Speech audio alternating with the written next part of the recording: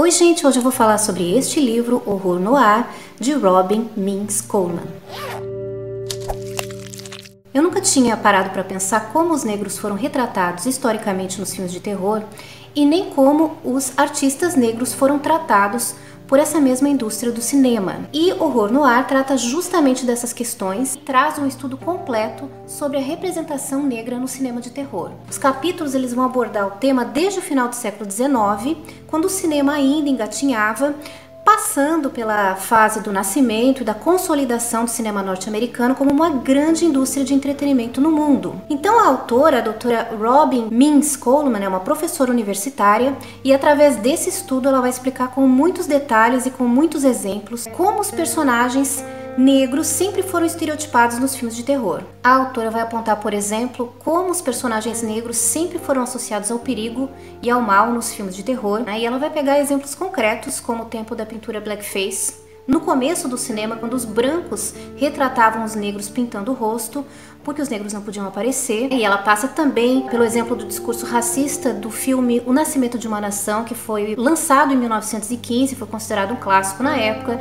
Ela também fala sobre a metáfora de King Kong, a associação do voodoo e magia negra, os personagens negros. E é muito interessante porque ela vai expor essa falta de protagonismo dos personagens no cinema e também como eles geralmente eram descartáveis nos primeiros minutos dos filmes de terror. A gente acaba aprendendo muito sobre esse tema, também muito sobre a necessidade de se reconhecer esses estereótipos históricos e infelizes. A autora também vai falar muito sobre artistas, filmes e diretores negros que foram pioneiros do cinema. Gente como Oscar Micheaux, por exemplo, que foi o primeiro cineasta negro, e Zumbi Branco, que foi o primeiro filme de terror norte-americano inspirado no voodoo, e Spencer Williams Jr., que foi um ator e diretor que tentou criar filmes centrados na cultura negra, mas ele acaba sendo rejeitado por Hollywood. Uma das partes mais importantes do livro, que eu considero, foi a parte em que ela escreveu sobre a representação dos negros, que teve momentos de invisibilidade, principalmente nas décadas de 50 e 60, mas que em 1968, quase anos 70, vai surgir um filme que vai trazer um negro como protagonista,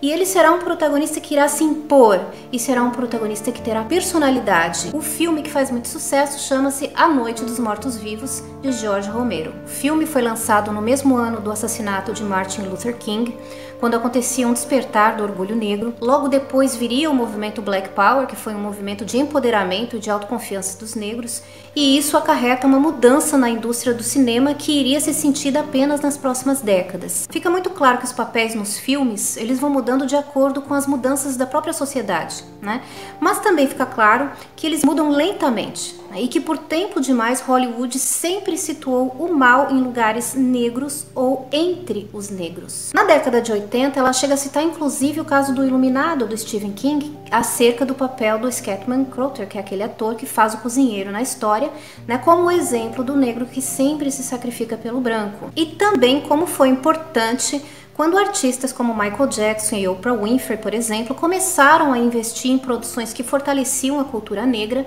tornando os papéis mais interessantes e desafiadores. Então essa é uma pesquisa muito completa, extremamente educativa e enriquecedora para quem se propõe ler sobre o assunto e tentar entender um pouco sobre a história do cinema de terror e da representação negra neste cinema. Eu aprendi muito com esse livro porque ele me fez repensar muito sobre os papéis dos personagens na ficção e como eles são reflexos de papéis da vida real e como é fácil a gente naturalizar quadros que são cômodos pra gente, Porque muitas vezes eles não nos afetam negativamente. Então a gente toma certas situações como se elas fossem normais, mas elas não são. Então eu quero recomendar muitíssimo esse livro aqui, que foi lançado pela Dark Side Books. Lindíssimo também, vem com um bom trabalho gráfico que você está vendo aí na tela, com fotos dos filmes que são citados pela autora, e dizer também que esse livro virou um documentário com entrevistas de artistas negros falando sobre o tema e uma mostra que foi apresentada no Centro Cultural de São Paulo este ano, tudo em parceria com a Dark Side Books. Quem quiser ler mais sobre o livro e comprá-lo é só clicar no link abaixo aí, logo abaixo da descrição, onde tem a sinopse completa